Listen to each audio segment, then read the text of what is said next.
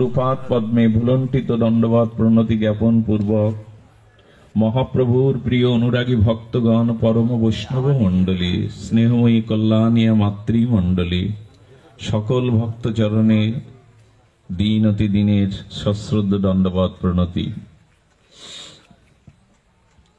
ভবসাগর তারণের একমাত্র কারণ যিনি, জন্ম জন্মান্তরীণ স্বভাব দোষে দুষ্ট হৃদয়ের কন্দকারে যে অজ্ঞান আধার তামস রয়েছে, অন্ধকার, সেই অন্ধকারের ভাস্কর যিনি, মনোবারণ শাসন অঙ্কুশ যিনি, যার নামে ত্রয় তাপ হরণ হয় এবং ভব মহা রোগের যিনি মহা ঔষধি, ইনি হলেন শ্রী শ্রী গুরুপাদ পদ্ম। মনোবারণ শাসন অঙ্কুশ হয়ে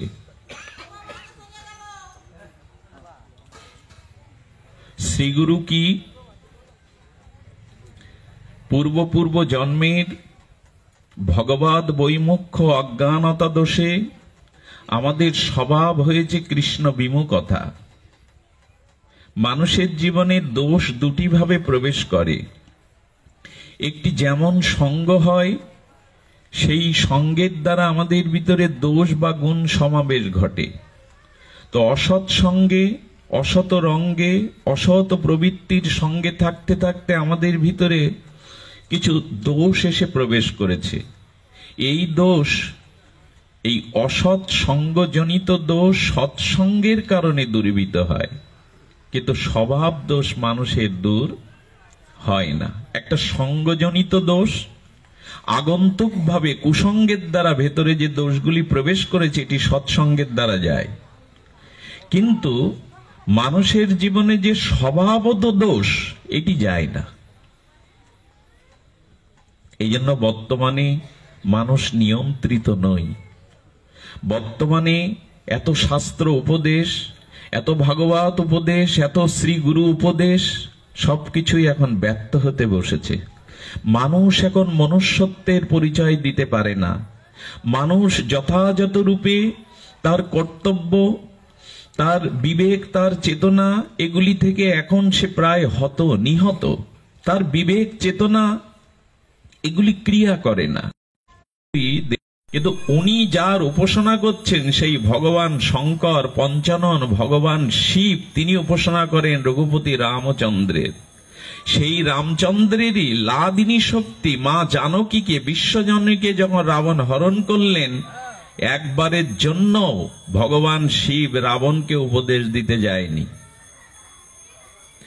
আমার শ্রীগুরু, আমার উপাস্য প্রভু রামচন্দ্রের তুমি অন্তরঙ্গ শক্তি জগৎজননী সীতাকে হরণ করেছ।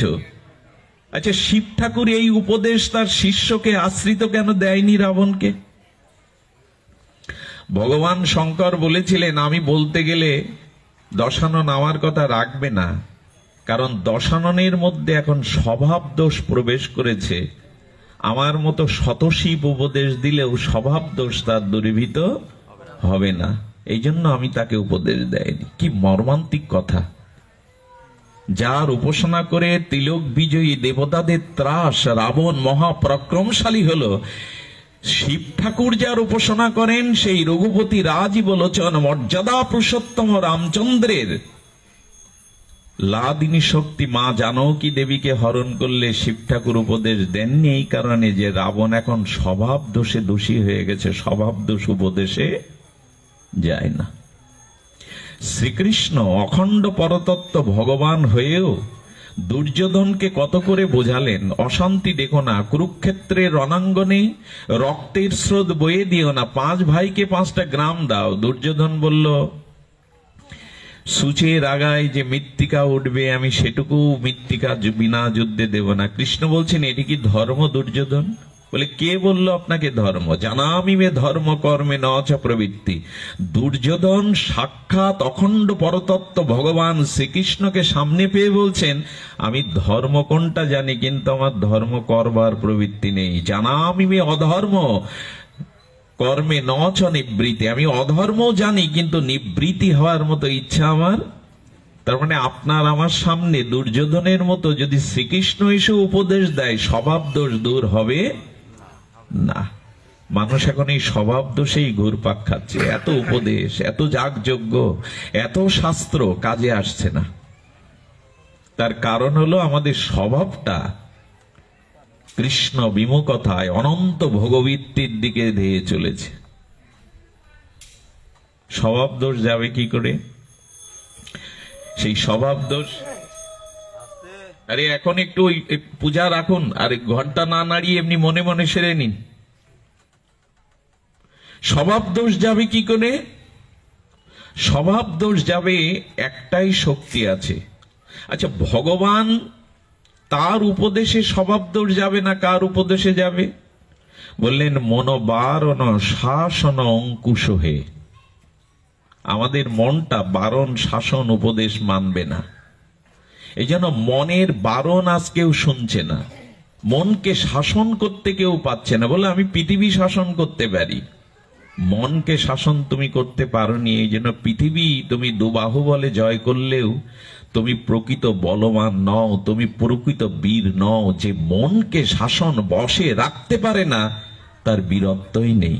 সারা পৃথিবী জয় করে যে যোদ্ধা, তার ক্ষাত্র শক্তি, বীর্য শক্তি বলে, সে কামের দ্বারা, কামনার দ্বারা কোন সুন্দরী নারীর পদতলে পদাঘাত গায়। কি বিশ্ব জয় করলো সে? বললো মনকে যে নিয়ন্ত্রণ করতে পারেনি, মন রূপ ইন্দ্রিয়কে যে নিয়ন্ত্রণ করতে পারেনি, তার বীরত্ব নয়, সে বিশ্বজয়ী নয়, সে কিছুই জয় করতে পারেনি। আর সাধন ভজন জগতে তো মন জয় করতেই হবে। চঞ্চলা হি মনা কৃষ্ণ প্রমাত্তি বলবৎ দৃঢ়ম। অর্জুনের মতো ভগবানকে সম্মুখে পেয়েও বলছে বায়ুকে নিরোধ করা সহজ, কিন্তু মনকে নিরোধ করা সহজ। একথা অর্জুনই বলছেন এবং শ্রীকৃষ্ণ সায়ও দিলেন। অসংশয় মহাবাহ, তোমার এই কথার মধ্যে কোনো সংশয় নেই যে বায়ু নিরুদ্ধ করা সহজ, কিন্তু মন নিয়ন্ত্রণ করা সহজ নয়। তাহলে এখন কি হবে? বলে এই মন বারণ শাসন মানছে না, কিন্তু মনের বারণ শাসন মানবে। মন সুনিয়ন্ত্রিত হবে, স্বভাব দোষ দূরীভূত হবে। একটাই কেবল পথ, একটি কেবল উপায়, আর কোনো উপায় নাই। সেটি হলো শ্রী গুরু করুণা, শ্রী বৈষ্ণব করুণা, শ্রী গুরু করুণা এবং বৈষ্ণব করুণা। এটি ভগবানের দ্বারা সম্ভব না। কথাটি খুব সাহস দেখিয়ে বলছি, ভগবান আপনার স্বভাব সংশোধন করতে পারবেন না। স্বভাব সংশোধনের, মন নিয়ন্ত্রণের একমাত্র অঙ্কুশ হলেন, দৃষ্টান্ত দিয়েছে মনোবারণ শাসন অঙ্কুশ। আচ্ছা, প্রাণীদের মধ্যে হস্তি তো বলবান না? হস্তি তো মহাবলবান। সেই বলবান হস্তির পিঠে একটা কিশোর ছেলে বসে রয়েছে, শুষ্ক পাতলা একটা ছেলে বসে রয়েছে, তার নাম মাউত। হাতিকে যে নিয়ন্ত্রণ করে, পরিচালনা করে, তাকে কি বলে? মাউত। মাউতের হাতে কি রয়েছে? একটা কাঠের শলাকার উপরে একটু বেঁকানো একটা লোহার শিক রয়েছে, যাকে অঙ্কুশ বলে। সেই লাঠিটার সম্মুখে একটু বাঁকানো একটি লোহার শলাকা রয়েছে, যার নাম হলো অঙ্কুশ। হাতিটা বাম দিকে যাবে, কিন্তু অঙ্কুশ দিয়ে ও যখন ডান দিকে ইঙ্গিত করছে, অত বলবান হস্তিটা ফিরতে বাধ্য। অঙ্কুশ দিয়ে টান দিয়ে ইশারা করলে ওই বলবান হস্তিটাও, আচ্ছা বলের বিচারে ওর পিঠে যে ছোড়াটা বসে রয়েছে, তার মতো 10টাকে ও পায়ে পিষ্ট করে মারতে পারে না। হাতির এই বল আছে কিনা? কিন্তু অঙ্কুশের নিয়ন্ত্রণে হাতিটা চলছে কেন? বললেন আমাদের মনটাও এই বলবান হস্তির মতো বলবান। আমাদের কোনো উপদেশ, কোনো শাস্ত্র উপদেশ, কোনো বিবেক, কোনো চেতনা নিতে চায় না, এত বলবান। তো এই বলবান অশুদ্ধ, কৃষ্ণ বিমুখ, অসৎমুখী যাওয়ার এই মনটাকে নিয়ন্ত্রণ করতে পারে গুরুরূপ অঙ্কুশ। ওইটুকু অঙ্কুশ যেমন বলবান হাতিকে নিয়ন্ত্রণ করে পথ নির্দেশনা করছে, তেমন শ্রী গুরুদেবী পারে আমাদের স্বভাব সংশোধন করে আমাদেরকে নিয়ন্ত্রিত পথে নিয়ে যেতে। আর কারো ক্ষমতা এটা নাই। আচ্ছা, কেন এটা হবে? শ্রী গুরুর অপেক্ষা কেন? আচ্ছা, জগৎগুরুকে একটু কথা বলবেন। জগৎগুরুকে কৃষ্ণং বন্দে জগত গুরু, কৃষ্ণই তো জগৎগুরু। আচ্ছা, সব অবতারের মধ্যে শ্রেষ্ঠ অবতারীকে শ্রীকৃষ্ণ। এতে চাংশ কলাপংশ কৃষ্ণস্ত ভগবান স্বয়ং। রাম, নৃসিংহ, বামন, যত অবতার আছে এটি ভগবান শ্রীকৃষ্ণের অংশের অংশ, কলার কলা মাত্র। একমাত্র পরতত্ত্ব সীমা হলেন শ্রীকৃষ্ণ। এই তো শ্রীকৃষ্ণই তো পরতত্ত্ব সীমা, শ্রীকৃষ্ণই তো ভগবতের প্রতিপাদ্য স্বয়ং ভগবান। তো স্বয়ং ভগবান কৃষ্ণ যদি হবে, তবে স্বভাব সংশোধনের জন্য, ভগবত চরণে প্রেম ভক্তির জন্য এখানে আর একজনকে খাড়া করলো কেন শাস্ত্র? গুরুকে আনলো কেন? কৃষ্ণই যদি জগৎগুরু হবে, শ্রীকৃষ্ণই যদি ভগবান হবে, শ্রীকৃষ্ণই যদি অখণ্ড পরতত্ত্ব হবে সকল কিছুর, কি বলেছেন ব্রহ্মা? অনাদিরাদি গোবিন্দ সর্বকারণের। আচ্ছা, তাহলে আর একটা কারণ গুরু আনছো কেন তোমরা? কৃষ্ণই তো জগৎগুরু, আবার একটা গুরুকে সামনে আনছো কেন? প্রশ্ন আসবে কিনা? এখানে দুই তত্ত্ব এসে যাচ্ছে তো, কিন্তু ভাগবত কি বলছেন? একমেব অদ্বিতম, ঈশ্বর এক ছাড়া দুই নয়। তাহলে গুরুকে আনা হলো কেন এখানে? কে গুরু? কৃষ্ণই তো আমার জগৎ গুরু। কৃষ্ণ হলেন ঈশ্বর, ঈশ্বর সর্বেশ্বর, ঈশ্বর ঈশ্বরেরও ঈশ্বর, ভগবানেরও ভগবান, পুরুষেরও পুরুষোত্তম, অংশেরও অংশী, অবতার না অবতারই কৃষ্ণ। আর একজন গুরুকে সামনে আনবো কেন আমরা? এই প্রশ্ন এখন সামনে এসে দাঁড়াচ্ছে। গুরু আবার আর একজন আসবে কেন? এক কৃষ্ণই তো জগৎ গুরু। বললেন না, এই দেখুন মহাজনের অনুভব দেখুন। বললেন গুরু কৃষ্ণ প্রসাদে পায় ভক্তিলতা। দুজনকে আনা হলো কেন? কৃষ্ণ গুরুকে দুজনকে আনা হলো কেন? এই প্রশ্নের সম্মুখীন এখন আমাদের শাস্ত্র করে দিয়েছেন। কেন আর একজনকে আনবো কেন? দুই তো দ্বন্দ্ব, যেখানে দুই, একটা চুরি থাকলে বাজে না তো, যখনই দুটো থাকবে সংঘর্ষে বেজে উঠবে। তো দুই হলেই সংঘর্ষ, এক হলে তো কোনো সংঘর্ষ হওয়ার কথা না। এক বস্তুতে সংঘাত হয় না, সংঘাত তখনই হয় যখন বস্তু দুই থাকে, দ্বৈত থাকে। তাহলে গুরু কৃষ্ণকে আনবে কেন? এক কৃষ্ণই জগৎ গুরু, এক কৃষ্ণই স্বয়ং ভগবান। বলছে তা হবে না। তা হবে না কেন? বললেন গুরু কৃষ্ণ প্রসাদে পায় ভক্তিলতা বিষ। তাহলে কি গুরু একজন, কৃষ্ণ আর একজন? গুরু কৃপা এক, কৃষ্ণ কৃপা আর এক? প্রশ্ন আসে কিনা আমার? এগুলো জানতে হবে, না জানলে ভজন জীবনে এগিয়ে হই হুল্লোড় করে আবেগ বশত আমরা এক পাও এগোতে পারবো না। আবেগ যেখানে ওখানে ধর্ম নাই, হই হুল্লোড় যেখানে ওখানে ধর্ম নাই। তত্ত্ব জানাটাই হলো ধর্ম। যো ব্যক্তি তত্ত্ব, তো আগে তত্ত্ব তো জানো। তাহলে এখানে আমরা দুই তত্ত্ব আনছি কেন? দুইজনকে বা আনছি কেন? কাণ্ডারি তো একজন।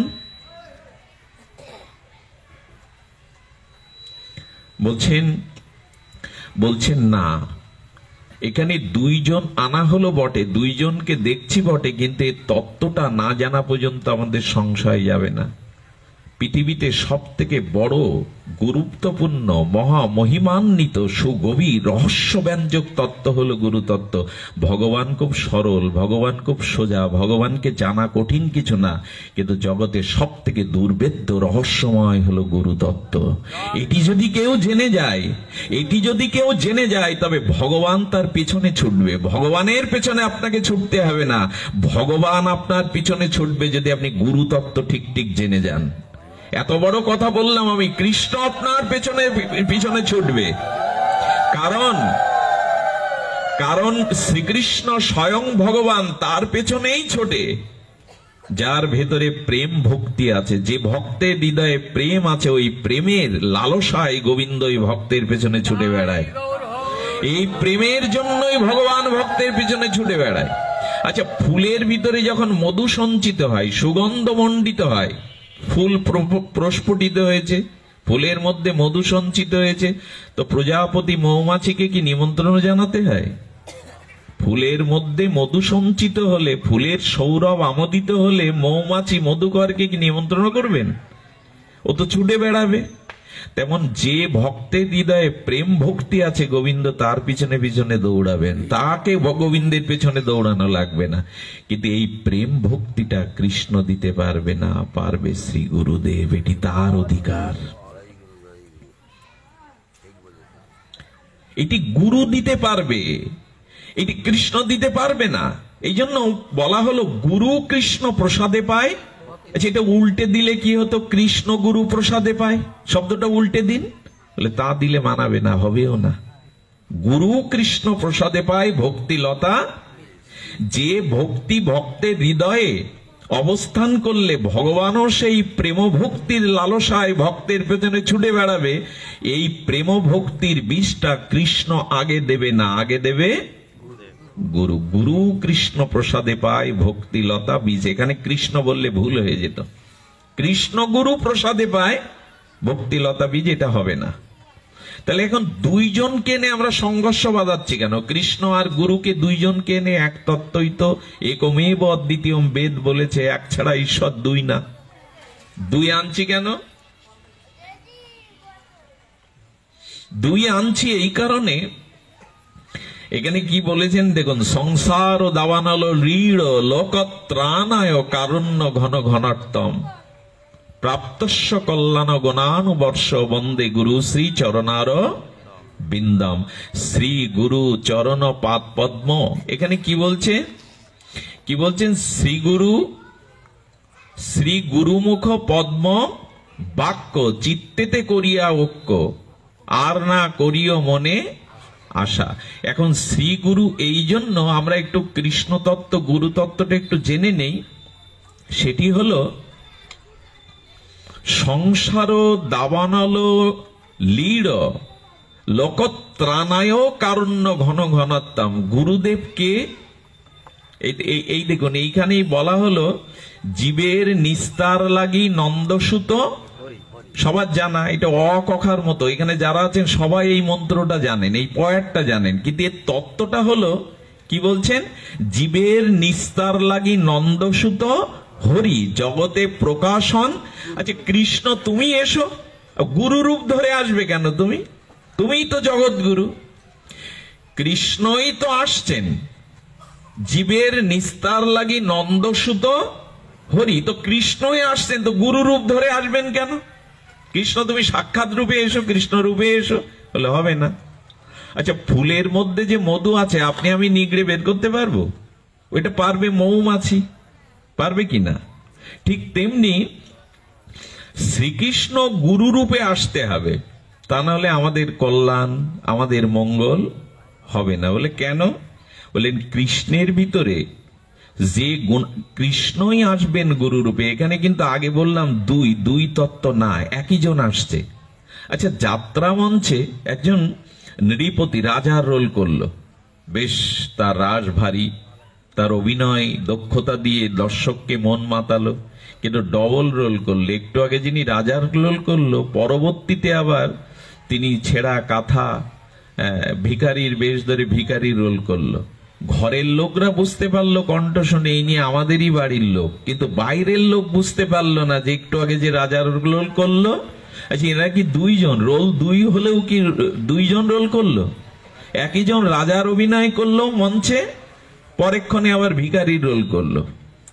এরা তো দুইজন না। তো শ্রীকৃষ্ণই গুরু রূপে আসবেন, অন্য কেউ গুরু রূপে আসলে তাকে গুরু বলা, এইখানেই তো সমস্যা। গুরু রূপে কে আসবেন? স্বয়ং ভগবান আসবেন। জীবের নিস্তার লাগি নন্দসুত হরি জগতে প্রকাশন গুরু রূপ ধরি, মহিমায় গুরু কৃষ্ণ এক করি জানো। এই জন্য দয়া করে এই তত্ত্বটা বুঝতে হবে, কৃষ্ণ গুরু দুইজন নন, তবে দুই রূপে আসছেন, দুই ভাবে আসছেন। তার কারণ ভগবানের অবতার সবসময় হবে না। হবে এরকম বলা আছে নাকি? কি বলা আছে? কৃষ্ণ কবে আসবে? ব্রহ্মার একদিনে তিহ একবার অবতীর্ণ হইয়া করেন প্রকাট বিহার। কি বললাম শব্দটা? কৃষ্ণ ভগবান কবে আসবে? ব্রহ্মার একদিনে। এর আগে কৃষ্ণ এই শাস্ত্র বাক্যের কোন ব্যত্যয় হবে না। তাহলে কৃষ্ণকে আপনি আমি সবসময় পাবো বাবা? পাবো মা? এখন যদি বলি তুমি অবতার হও, জগৎ জীব জ্বলছে পুটছে, জগৎ জীবের দুঃখ দুর্দশা জরা ব্যাধি ত্রাহি ত্রাহি করছে, কৃষ্ণ আবার এসো। কৃষ্ণ বললেন আমার বলা হয়ে গেছে শাস্ত্র বাক্য আমি লঙ্ঘন করি না, আমি নিজেই শাস্ত্র, আমি নিজেই ধর্ম প্রতিষ্ঠা করি। আমি ব্রহ্মার একদিনে ছাড়া, ব্রহ্মার একদিনটা কত বাবা? সত্য, ত্রেতা, দাপার, কলি, যুগ কয়টা? চারটে। চারটে যুগ মিলে হয় এক দিব্য যুগ। সত্য, ত্রেতা, দাপার, কলি 4 যুগ মিললে হয় এক দিব্য যুগ। এরকম 71 দিব্য যুগে এক মন্বন্তর, এরকম 14 মন্বন্তরে এক কল্প। এক কল্পে 8000 যুগ। ব্রহ্মার এক কল্পে হলো 8000 যুগ। 8000 যুগের মধ্যে ব্রহ্মার এক কল্পে কেবল কৃষ্ণ একবার আসবেন। এর বাইরে স্বয়ং কৃষ্ণ আর আসবেন না। তাই এতদিন জগৎ কি থাকবে? মাঝি যদি নৌকায় না থাকে পার করবে কে? আপনি সাগরে গিয়ে দাঁড়িয়ে নৌকা পেলেন, হাল নেই, মাঝিও নেই, পার হতে পারবেন? নৌকা তো ভেসে যাবে। নিরিদেহ মাদ্যং সুলভং সুদুর্লভং পলবং গুরু কর্ণ ধারণাম। এই জগৎটা সমুদ্রের থেকে আরো সুখ দুঃখ জন্ম মৃত্যুর উত্তাল তরঙ্গ। এখানে দেহরূপ নৌকা পেলেও যদি কাণ্ডারি না থাকে, জাহাজে যাচ্ছে তো নীল সমুদ্রে, নীল নদের মধ্যে দিয়ে যাচ্ছে জাহাজ, যাচ্ছে নীল আকাশ, কি তরঙ্গায়িত সমুদ্রের শোভা, মলয় পবন, আর জাহাজের মধ্যে বন্ধু বান্ধব, পিতা মাতা, স্ত্রী পুত্র, খাদ্য, বিনোদন, খেলার জায়গা, গান বাজনা সবকিছু আছে। কিন্তু হঠাৎ করে সবার মুখে হাসি ফুরিয়ে গেল। গেল হলো নাবিক মারা গেল।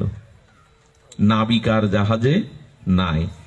এই জাহাজের কি অবস্থা? পিতা আছে, মাতা আছে, বন্ধু আছে, সুস্থ শরীর আছে, বিনোদনমূলক গান বাজনা, খাদ্যের সব সমাহার আছে, কিন্তু নাবিকবিহীন সমুদ্রের মধ্যখানে জাহাজের যে অবস্থা হয়, যার জীবনে শ্রী গুরুদেব নেই তার জীবনে ভব সংসারে ওই জাতীয় অবস্থা। সব আছে কিন্তু লক্ষ্য হারা। গুরু কর্ণ ধারণাম। এখন তাহলে আপনাকে ভব সংসার পার করবার জন্য কৃষ্ণ আসবে কি? আপনার বিপদ দেখলে, আপনার করুণা দেখলে সবসময় আসবে? এই শাস্ত্র বাক্যে কৃষ্ণ ব্রহ্মার একদিনে 8000 যুগের মধ্যে একবার আসবে। আচ্ছা, এখন যতই বলেন কলির প্রতাপ, এখন অকাল মৃত্যু বেড়েছে, মানুষের দুঃখ বেড়েছে, রোগ বেড়েছে, মানুষ এখন মানুষ নেই, পিতামাতাকে হত্যা করছে সন্তান, সন্তানকে হত্যা করছে পিতামাতা, কোনো কিছুই তো নষ্ট হয়ে গেছে। একটা ঝড়ে, টর্নেডো ঝড়ে যেমন এর চালটা ওর চালে যায়, একটা গাছ উড়ে আর এক জায়গায় যায়, বর্তমান সমাজের অবস্থা, বিশ্বের অবস্থা এই টর্নেডো ঝড়ের মতো সব ওলট পালট হয়ে গেছে, কিছুই ঠিক নেই। তো কৃষ্ণ আসছো না কেন তুমি? বললেন, ওই যে আমি বলেছি ব্রহ্মার একদিনে ছাড়া আমি, তাহলে তোমার জীবগুলো পুড়ে মরুক, তোমার এই জীবগুলো তাহলে ধ্বংস হোক, তারা নরকে যাক, তারা হানাহানি, হিংসা, বিদ্বেষ, কাম কামনায় চলতে থাকুক সংসার। কৃষ্ণ বললেন, না, আমি তা দেখতে পারি না, এই সৃষ্টি আমার, প্রতিটি জীব আমার অংশ, তাই আমি কৃষ্ণ বারবার আসতে পারবো না। তোমাদের কারুণ্য করুণা কণা দিয়ে, তোমাদেরকে পরমানন্দ প্রেম ভক্তি দিয়ে, তোমাদেরকে ভগবানের দুর্লভ প্রেম ভক্তি বিতরণের জন্য আমি কৃষ্ণ রূপে, গৌর রূপে সবসময় আসবো না, কিন্তু গুরু রূপে আমি তোমার মাঝে হাজির হব। গুরু রূপে আমি তোমার মাঝে হাজির হব। এই জন্য কৃষ্ণকে গুরু রূপে আসতে হয়, কারণ গুরু সর্বদা আসতে পারবেন জীবের করুণার জন্য, কৃষ্ণ সর্বদা আসতে, এই হলো রহস্য। এই জন্য গুরু কৃষ্ণ। কিন্তু এখানে গুরু তত্ত্ব কিন্তু অভিন্ন হরি তত্ত্ব। জীবের নিস্তার লাগি নন্দসুত, আমরা যারে গুরু করেছি তিনি কৃষ্ণ, তো কৃষ্ণতুল্য সক্ষম তো তিনি। দয়া করে কিছু মনে করবেন না, আমাদের বাংলাদেশে ভগবান আর গুরুর শেষ নাই। এই দেশের মানুষ এত আবেগ প্রমাণ না জেনে, না শুনে, না বুঝে, 10,000 শিষ্য বিমানে করে আসেন ঢাকায়, দিল্লি থেকে বিমানে উড়ে আসেন, পেছনে 10-20 জন লোক ছাতা ধরে, অমুকের সন্তান হতো না তো মাথায় হাত দিয়ে আশীর্বাদ করলে 1 বছরের সন্তান সম্ভব হয়ে গেল, অমুকের অসুখ সারত না তো ওনার কথায় অসুখ সেরে গেল। এই না হলে গুরু? খবরদার, এসবে যদি ফেসে যান, গুরু নির্ণয় যার ঠিক হয়নি, কোনো কালেই তার জীবন নিয়ন্ত্রিত হতে পারে না, কোনো কালেই সে ভজন পথে আসতে পারবে না। এইখানে যদি ভুল হয়ে যায়, জীবনে 2টো জিনিস ভুল হলে তার খেসারত অনন্ত জন্ম ধরে দিতে হবে, এক বিবাহ আর এক গুরুকরণ। মাথায় সর্পাঘাত হলে এই মাথার মস্তকে যদি কাল কেউটে সর্পাঘাত করে, দংশন করে, ওজাগিরি করার আর জায়গা থাকবে না। বিবাহ এবং গুরুকরণ যদি আপনার জীবনে ভুল হয়, ভুল তো হয়েই গেছে, ভুল যা হওয়ার তা হয়েই গেছে। এক গুরুদেব এসছেন শিষ্য পাড়ায়, তারা ঘোর মূর্খ অনাথ, গড়ে দীক্ষা নিয়েছে। গুরুদেবকে সেবা টেবা দিয়ে বলছেন, গুরুদেব একটু কৃষ্ণ তত্ত্ব, শাস্ত্র তত্ত্ব বলুন। গুরুদেব বলছেন, আমি তোদের বলবো, কিন্তু তোরা শাস্ত্র জানিস, লেখাপড়া জানিস? বলে, গুরুদেব একেবারে আকাট মূর্খ আমরা। বলে, জানিস না যখন, তখন আমি বললেও তোরা বুঝতে পারবি না। যা জানিস না তা বললে বুঝতে পারবি না। আসলে উনি জানেন না তো কি বলবে? তোরা জানিস না যখন বাবা, আমি তত্ত্ব কথা বললে তোরা। পরের দিন আর এক শিষ্য পাড়ায় গেছে, তারা আবার একটু শিক্ষিত, তারা আবার একটু অর্ধেক শাস্ত্র জানে। তারা সেবা টেবা করিয়ে গুরুদেবকে বললেন, গুরুদেব একটু তত্ত্ব কথা বলুন। গুরুদেবের কাছে জিজ্ঞাসা হতে হয় শিষ্যের। গুরুদেব বলছে, তোরা কিছু জানিস? বলে, হ্যাঁ, আপনার কৃপায় কিছু শাস্ত্র পড়েছি, সাধু মুখে শুনে কিছু জানি। বলে, জানিস যখন, তখন আমাকে আবার বকাবি কেন? যখন জানিসই তখন আমার আবার বকাবি কেন? এরকম গুরু যদি হয় তাহলে কিন্তু বিপদ। শ্রী গুরুদেব যদি এরকম হয়, এই জন্য শ্রী গুরু, গুরু বলা যাবে না, শ্রী গুরু।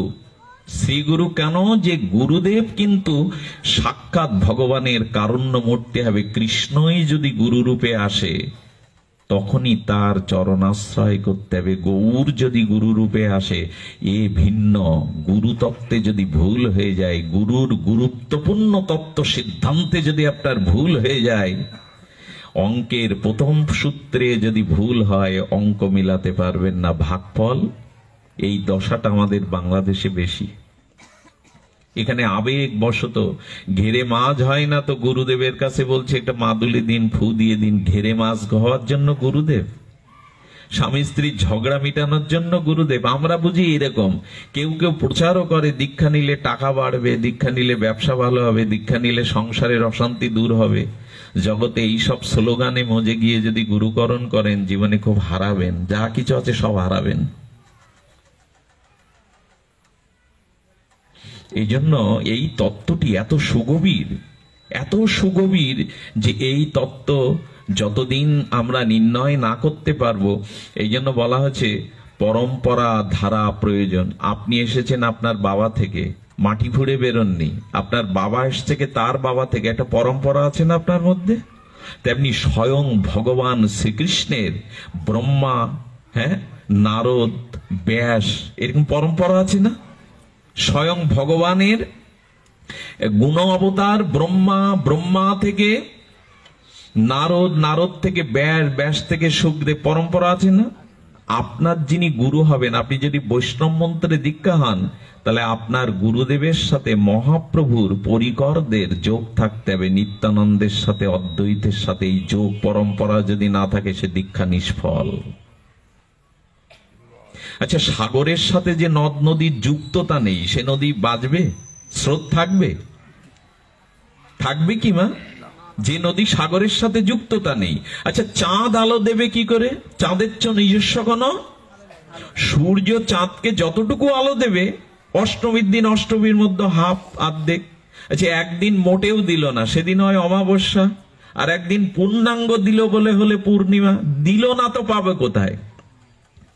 ঠিক তেমনি এখানেও তেমনি বলা হয়েছে যে পরম্পরা ধারা দীক্ষা, যদি আপনি যদি বৈষ্ণব, গৌড়ীয় বৈষ্ণব হতে চান, গৌড়ীয় দীক্ষায় দীক্ষিত হতে চান, তবে নিত্যানন্দ অদ্বৈতের সাথে আপনার গুরুর সরাসরি দলিলের যোগ থাকতে হবে, যোগ থাকতে হবে। না হলে এই পরম্পরাবিহীন দীক্ষা, এই সম্প্রদায়ের দীক্ষা বিফল হয়ে যাবে। এখন তো আচ্ছা, আপনি যদি ঠাকুর রামকৃষ্ণের দীক্ষা নিতে চান, মানে রামকৃষ্ণ মঠের, তাহলে রামকৃষ্ণ দেবের হাতে গড়া যে 12 জন শিষ্য ছিল, নরেন সহ, আপনার গুরুদেবের সাথে তাদের পরম্পরা মিলিয়ে নিতে হবে, নালে দীক্ষা ফলবতী হবে না।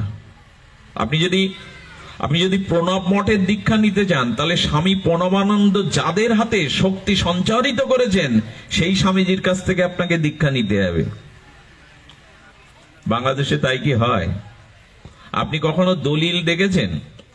দলিল দেখেন আপনার জমির খাজনা দিতে গিয়ে, জমি টিকিয়ে রাখতে, কিন্তু জীবনটা প্রেম ভক্তি পাওয়ার জন্য যে দলিল, ওইখানে কখনো দেখেছেন আমার গুরুর সাথে নিত্যানন্দ প্রভুর সংযোগ পরম্পরা আছে কিনা, অদ্বৈত প্রভুর পরম্পরা আছে কিনা?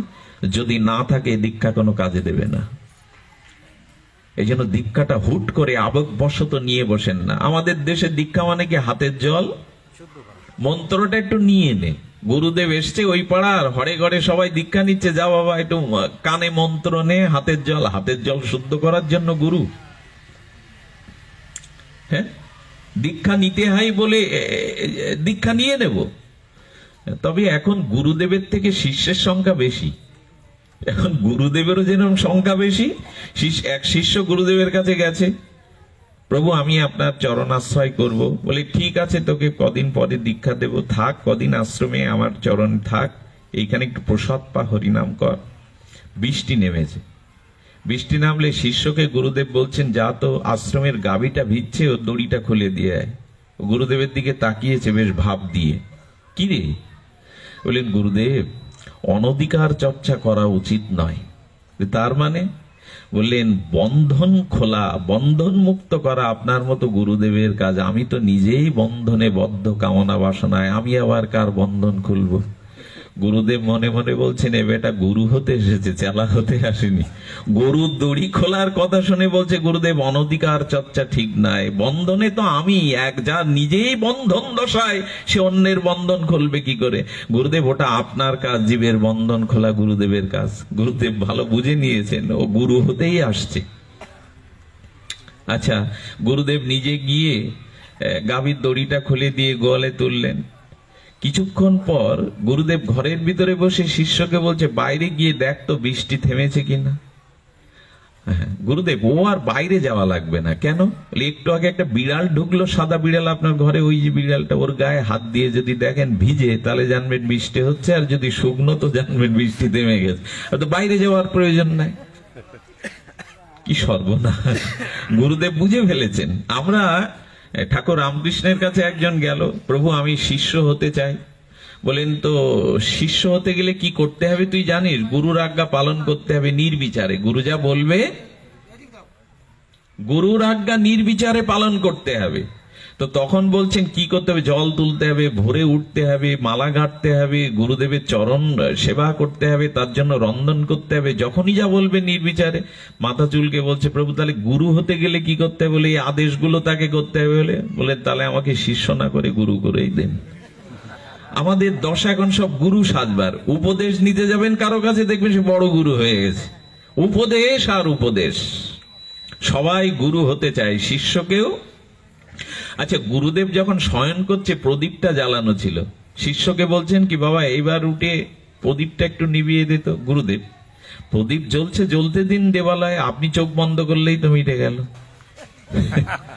পরের দিন সকালে ভগবানের ভোগ হয়েছে, বড় বড় মিষ্টান্ন, রাজভোগ।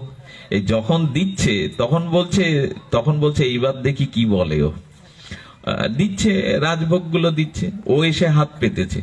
বলে এখন হাত পাতলি যে? বললো গতকাল আমি আপনার 3টে উপদেশ রাখিনি, এখন এই 4র্থ উপদেশও যদি না রাখি তাহলে আমাকে নরকে যেতে হবে গুরুদেব, এই জন্য এই উপদেশ রাখবার জন্য হাত পেতেছি। শিষ্যের দশা যদি এরকম হয়, আমাদের দশা গুরুকে বন্ধুর মতো মনে করি। হ্যাঁ, এই জন্য দয়া করে গুরু শিষ্য তত্ত্বটা ভালো করে অনুভব করতে হবে। আপনার গুরুকে যদি আপনি মনুষ্য জ্ঞান করেন, এই গুরুদেবেরও মাথায় ব্যথা হচ্ছে, প্যারাসিটামল আনতে হচ্ছে, গুরুদেবের মেয়ের বিয়ের টাকা আমার কাছে এসে নিচ্ছে, আশ্রম তৈরি হয়ে ভগবান আবার টাকা চাবে কেন, ভগবান আবার আমার কাছে আসবে কেন, এই সব যদি মনে এসে যায় তাহলে সব গেল, সব কিছু চিতার আগুনের মধ্যে পুড়ে গেল। হ্যাঁ, বন্দে মই সাবধান মতে, খবরদার। গুরুকে যদি মনুষ্য জ্ঞান এসে যায়, সন্দেহ এসে যায়, তাহলে সব শেষ হয়ে গেল, পুড়ে গেল সব, চিতার আগুনের মধ্যে। আমরা তো তাই মনে করি। আমরা এখন এমন শিষ্য হয়েছি, গুরুদেবের নামে মামলাও ঠুকে দেয় কেউ কেউ। আমার কাছে টাকা নিয়েছিল, গুরুদেব টাকা শোধ, গুরুদেবের বিরুদ্ধে মামলাও হয়, জানেন এই দেশে। আমরা এমন দশায় পড়ে গেছি, সব থেকে জটিল হয়ে গেছে এই গুরু তত্ত্বটা। গুরুদেব আর কেহ নাই, কি বলছেন? সংসার দাবানল লীড় লোকত্রাণায় কারণ্য ঘন ঘনত্তম প্রাপ্তস্য কল্যাণ গুণানুবর্ষ বন্দে গুরু শ্রীচরণারবিন্দ। শ্রীকৃষ্ণ চিন্তা করলেন, আমি সবসময় অবতার হয়ে যেতে পারবো না, কিন্তু এই জীবগুলিকে সংসার দাবানলতে জন্ম মৃত্যু চরাব্যাধি অভিশাপ থেকে মুক্ত করবার জন্য গোবিন্দের চিত্তে করুণা জাগলো। স্বয়ং ভগবানের চিত্তে করুণাময় তিনি তো, কারণ্য তো তিনি, তার হৃদয়ে করুণা জাগলো। ভাষা ভাষা মেঘগুলো যেমন ভেসে বেড়ালে বৃষ্টি নামে না, শ্রাবণের মেঘের মতো জমাট বাঁধা মেঘ থেকেই বৃষ্টি হয়, তেমন কৃষ্ণ জীবকে করুণা করবেন বলে, জীবকে প্রেম ভক্তি দিয়ে সংসার সাগর পার করবেন বলে এই ভব সংসারের কাণ্ডারি হয়ে কৃষ্ণ কারুণ্য অবতার হয়ে করুণাটা ঘন ঘনত্ব হয়ে গুরুরূপে যখন আসবেন, এই গুরুদেবের চরণ আশ্রয় ছাড়া ভব মহাদাবাগ্নি নির্বাপন হবে না। ভব সংসারের জ্বালামালা আমিত্ব কাম কামনা কখনো যাবে না। জীবের নিস্তার লাগিয়ে ওই কৃষ্ণ আসবেন। আচ্ছা, এইখানে তাহলে গুরু তত্ত্বকে বড় করা হলো কেন? বলো, কৃষ্ণ সব সময় আসতে পারবে না, কিন্তু গুরু সর্বদা এসে আমার হাত ধরতে পারবেন। আচ্ছা, আমি যার দীক্ষা নিয়েছি একটু লক্ষ্য করুন, আমরা কি বলি? গুরু ব্রহ্মা, গুরু বিষ্ণু, গুরুদেব। তার মানে গুরুদেব এই ত্রয়ী তত্ত্ব, ব্রহ্মা বিষ্ণু মহেশ্বর। আচ্ছা, আমি যার কাছ থেকে দীক্ষা নিয়েছি তাকে যদি বলে আপনি পৃথিবী ধ্বংস করেন, পারবে? আমার দীক্ষা গুরু এটা পারবে? আমি যদি বলি এই এখানে কথা বলো না, এই পৃথিবী আবারটা তৈরি করেন, পারবে কি? আচ্ছা, যদি বলা হয় পৃথিবীর সব মানুষগুলোকে একদিন আপনি খাওয়ান, পরিচালনা করেন, আমার গুরুদেবকে আপনি বলুন, তাহলে এই কথা কি মানে যে গুরু ব্রহ্মা, গুরু বিষ্ণু, গুরুদেব মহেশ্বর, গুরুই কৃষ্ণ, কৃষ্ণই গুরু, এ কথা বলার মানে কি? বললেন না, গুরুতে এবং কৃষ্ণতে ভেদাভেদ তত্ত্ব আছে, একখানে ভেদ আছে আর একখানে অভেদ আছে, এক না। গুরু কৃষ্ণ এক তত্ত্ব হলেও, এক মহিমা হলেও, মহিমায় গুরু কৃষ্ণ এক করি, মহিমায় এক, কিন্তু তত্ত্বে ভেদ আছে, একে বলে ভেদাভেদ তত্ত্ব। আমার গুরুদেব যিনি, শ্রী গুরুদেব যিনি, দীক্ষা গুরু যিনি, তিনি সৃষ্টি স্থিতি প্রলয় করতে পারার ক্ষমতা রাখেন না, ওটা জগৎগুরু কৃষ্ণের। কিন্তু কৃষ্ণের থেকে গুরুদেবের মধ্যে যেটা অধিক আছে সেটা হলো করুণা শক্তি, কৃপা শক্তি। কি বোঝা গেল মা? শ্রীকৃষ্ণ গুরু রূপে আসছেন, কিন্তু আমি যার কাছ থেকে দীক্ষা প্রাপ্ত হয়েছি সেই গুরুদেব তো সৃষ্টি স্থিতি প্রলয় করার ক্ষমতা রাখে না, রাখে কি বাবা? রাখে না। তাহলে কৃষ্ণ গুরুতে ভেদও আছে, অভেদও আছে। ভেদটা কি? ভেদ সৃষ্টি স্থিতি প্রলয় একমাত্র ভগবান শ্রীকৃষ্ণ কর্তা, আর আমার গুরুদেব হলেন কৃষ্ণের সাথে মহিমা এক, হলো কৃপা শক্তিতে, করুণা শক্তিতে।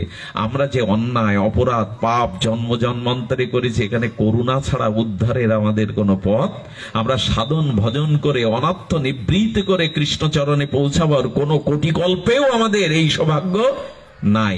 এখন একমাত্র উপায় হলো কৃপা বা করুণা।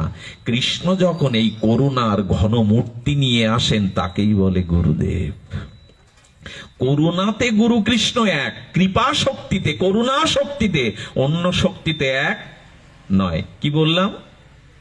এমনকি গুরুদেবের করুণা এমন, কৃষ্ণ রুষ্ট যদি হয়, কৃষ্ণ যদি কখনো রুষ্ট হয় গুরুদেব রাখতে পারবেন, কিন্তু গুরু রুষ্ট হলে কৃষ্ণ রাখতে পারবেন না।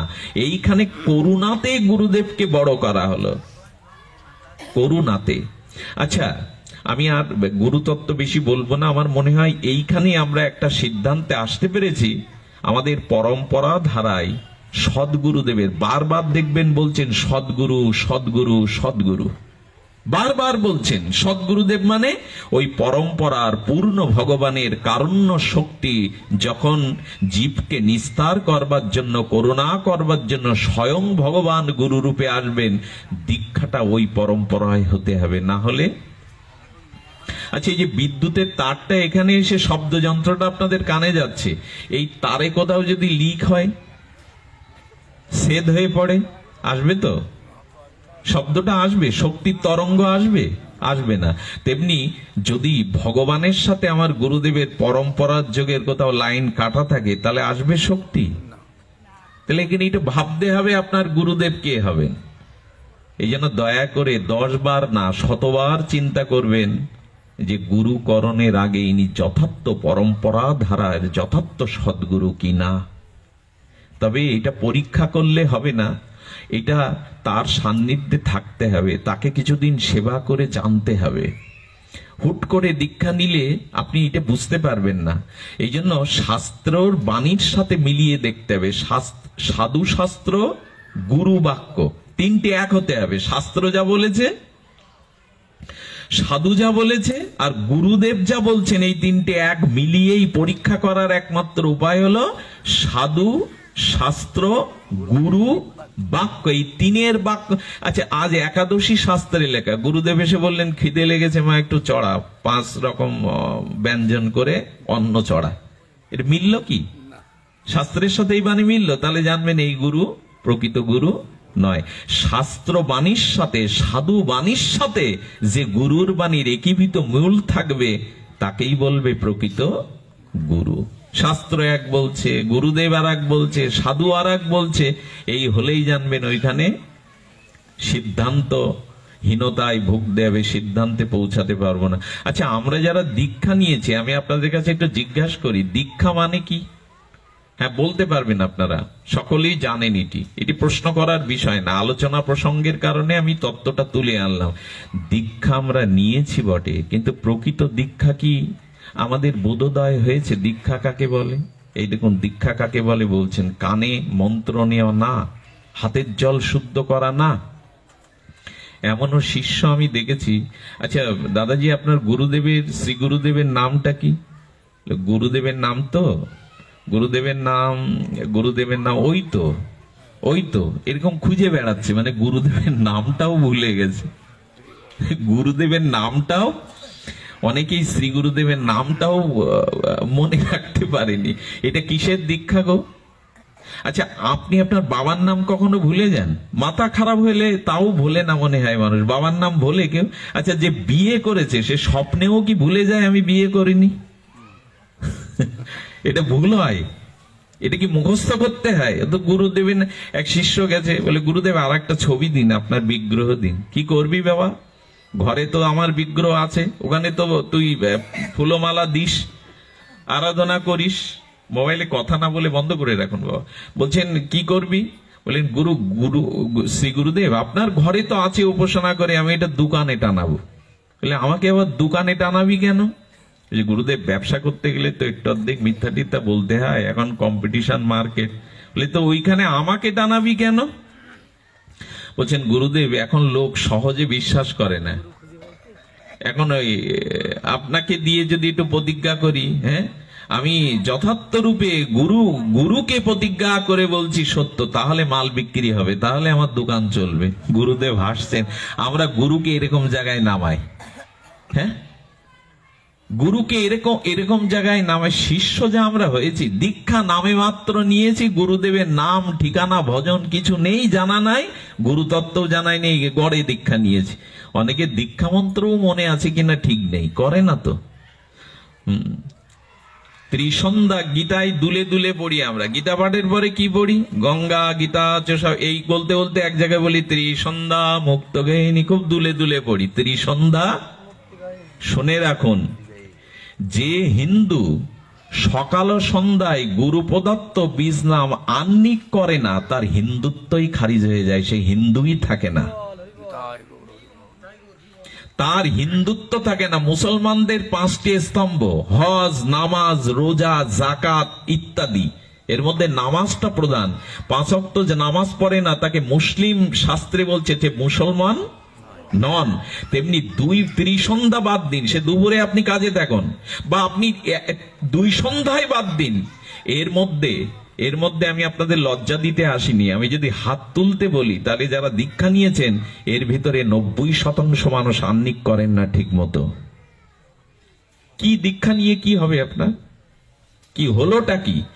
দীক্ষা নেওয়ার পরে যদি দীক্ষা মন্ত্রের উপাসনা না করেন, দীক্ষা মন্ত্র যদি আহ্নিক না করেন, ওই দীক্ষা ফলবতী হয় না।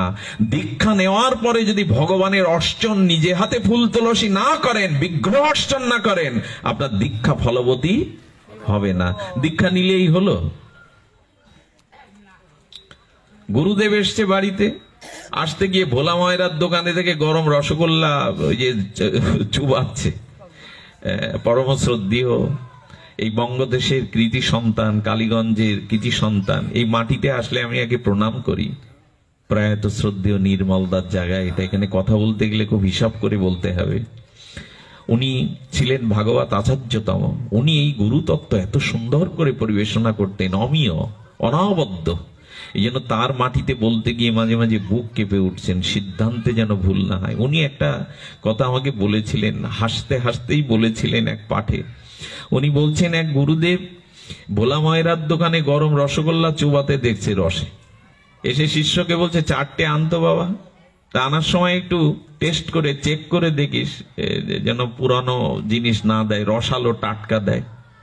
শিষ্য গিয়ে 4টে কিনেছে, কিনে বলে, গুরুদেব একটু চেকে দেখতে বলেছিল, ফিরিতে আর 4টে দেবে না, ওতে একটা গালে পুরে দিয়েছে। বলে, না ঠিক আছে মাল, রসালো ঠিক আছে। আর একটু পরে রসগোল্লাটা তার লেগে গেছে, তো বলছে গুরুদেব যা পায় অর্ধেক আমায় দেয়, তাহলে এর এই 3টে, এর মধ্যে গুরুদেব 2টো পাবে, আমার একটা, আর একটা খেয়ে ফেলেছে। সামনে এসে বলছেন, এত মধুর স্বাদ ভোলা ময়রার মিষ্টি, তো কি আর করা যায়, গুরুদেব তো ক্ষমা করে দেয়, সন্তানের মতো শিষ্য ক্ষমা করে দেয়, আর একটা খেয়ে ফেলেছে। একটা নিয়ে যাওয়ার বললে 4টে, তো একটা কেন? পূর্বের বৃত্তান্ত বলে বসেছে, একটা আমার পাওনা, আমাকে তো দেন, যা দেই অর্ধেক আমার দেন, একটা খেয়ে ফেলেছে। চেকে নিতে বলেছেন একটা, আর গুরুদেব একটু লোভবশত আর একটা অবশ্য পেয়ে বসেছি। গুরুদেব বললেন, আচ্ছা তুই খেলি কি করে? তুই খেলি কি করে? বললেন, গুরুদেব দেখবেন কি করে খেলাম, ওইটা নিয়ে গালে পুরে বলছেন এইভাবেই খেলাম। এইরকম গুরু এসে আর কিছু পেল না, ভোলা মায়েরার দোকানের রসগোল্লা, হ্যাঁ, আর কিছু পেল না। আর ও বেটাও ভালো বুঝেছে, চেকে নিতে বলেছে, হ্যাঁ অর্ধেক আমারে দেয়। এই সব সমস্যা। দীক্ষা নামমাত্র, কানে কিছু গুরুদেব দিয়েছে। আর আচ্ছা, ধান পাটের বীজ এনে কি করেন? আলমারিতে রাখেন। এই যে শস্য বোনার সময় আসলে সিজনে কি করেন? পাটে বীজগুলো খুব বেছে বেছে আনেন, ঝিনাইদা থেকে আনেন, কুষ্টিয়া থেকে আনেন, ভালো বীজ দরকার, নাহলে ফসল বীজ এনে কি আলমারিতে রাখেন? ওইখানে তো ক্ষেত পরিপাটি করে দেন। তো দীক্ষা নিয়েছেন, হয়ে গেছে, পরিচর্যা নেই, বীজটাকে বপন করবেন না। ওইটা বপন করবেন, আচ্ছা বীজ বপন করলে একটু জল সার দিতে হবে না? শ্রবণ কীর্তন রূপ করে সেজন। দীক্ষা নিয়েছেন অথচ সাধু সঙ্গ করে না, দীক্ষা নিয়েছেন অথচ হরিকথা শ্রবণ কীর্তন, জল সার না দিলে বীজ দিয়ে কি করবেন আপনি? এই যে এটা দেখুন, কালীগঞ্জ থেকে আমার মা তো সেই সকাল থেকে বলছে, বাবা আসবো। আমি ওনাকে নিষেধ করছি, শুনলেন না। এখন স্বামী সন্তান নিয়ে আমার বাবার একেবারে চলে এসছেন দূর থেকে, কষ্ট করে। আপনারা, আমি যতদূর জানি আপনারা অনেক দূর থেকে এসছেন কষ্ট করে। কেন এসছেন? হরিকথা শ্রবণ কীর্তন জল সেচন না করলে দীক্ষার ভক্তি বীজ লতা হবে না, অঙ্কুরিত হবে না। শ্রবণ নেই, কীর্তন নেই, সাধু সঙ্গ নেই, আহ্নিক নেই, আমি দীক্ষিত। খুব সোজা। 2 টাকা রোজগার করার জন্য মাথের ঘাম পায়ে ফেলে এক হেল্পার কিভাবে চিৎকার করে রাত দিন। সুন্দরবনে বাঘের সামনে গোলপাতা কাটতে যায় 2 টাকার জন্য মানুষ। আর প্রেম ভক্তি দুর্লভ, গোবিন্দ চরণ পাবেন, এর জন্য উপাসনা নেই, এর জন্য আপনার ত্যাগ স্বীকার নেই, আপনার শ্রবণ কীর্তন নেই, ভজন নেই, আপনি চাইলেই পেয়ে যাবেন। হাতের মোয়া, ছেলের হাতের মোয়া যে কেড়ে খেলেন। হিন্দুদের দুর্দশার একমাত্র কারণ, ওরা তাও শুক্রবারে এক জায়গায় হয়, এদের দুর্দশার কারণ এরা আহ্নিকটা ভুলে দিয়েছে, এটা ছেড়ে দিয়েছে। যে হিন্দু আহ্নিক করে না, তার ভেতরে গ্রহদোষ ঢুকে যায়, তার হিন্দুত্ব লোপ পেয়ে যায়। সে হিন্দু বলে দাবি করতে পারে না, আমি হিন্দু। তুমি হিন্দু, সনাতনী হিন্দু হতে গেলে অবশ্যই তোমাকে আহ্নিকটা করতেই হবে। গুরু প্রদত্ত বীজকে শ্রবণ কীর্তন সাধুর অঙ্গ সৃজন করতেই হবে। একটা করে তুলসী পাতা অন্তত গোবিন্দ চরণে দিতে হবে, গোবিন্দায় নমঃ বলে, না হলে দীক্ষা ফলবতী হবে না। হাত তুলতে বললে আপনারা লজ্জা পাবেন। আপনাদের লজ্জা দেওয়ার জন্য এই আসনে বসা না। দয়া করে সতর্ক হন। দীক্ষা নিয়ে যদি চর্চা না করেন, দীক্ষা যদি ফলবতী করবার জন্য দীক্ষা প্রদত্ত আহ্নিক না করেন, কাজ হবে না, কোনো কিছু হবে না। এবং যারা বৈষ্ণব দীক্ষা নিয়েছেন, তাদের যদি কণ্ঠে তুলসী মালা না থাকে, দাদার সঙ্গে তিলক না থাকে, তবুও দীক্ষা মন্ত্র ফলবতী। জায়গায় দিয়ে মূল্যায়ন করবেন কি করে? পোশাকটা দেখলেই, নেম প্লেটটা দেখলেই তখন আপনার সতর্ক হতে ইচ্ছা করবে। শক্তি চায়। আচ্ছা, একটা রিভলভার দিয়ে কারো শুট করলেন, গুলি, আপনার বুক ভেদ হয়ে বেরিয়ে গেল, আপনি ভোপাতিত হলেন, মৃত্যুবরণ করলেন। আচ্ছা, ওই বুলেটটা হাত দিয়ে যদি ছুঁড়ে মারা যায় আপনার গায়ে, কাজ হবে? বুলেটই তো ধাক্কা খেয়ে পড়ে যাবে, আপনার কোনো কাজ হবে? হবে না। তেমনি দীক্ষা গ্রহণ করে যদি চর্চা দীক্ষা মন্ত্রের অনুশীলন না থাকে, শ্রবণ কীর্তন রূপ জল সেচন না থাকে, ওই দীক্ষা বলবতী হয় না, আপনাকে পারাপার করতে পারে না, আপনার স্বভাব সংশোধন করতে পারে না। এই জন্য দয়া করে যারা দীক্ষা নিয়েছেন, যদি ভুল দীক্ষা হয়ে গিয়ে থাকে, পরম্পরা না হয়ে থাকে, তবে বলা হচ্ছে আবার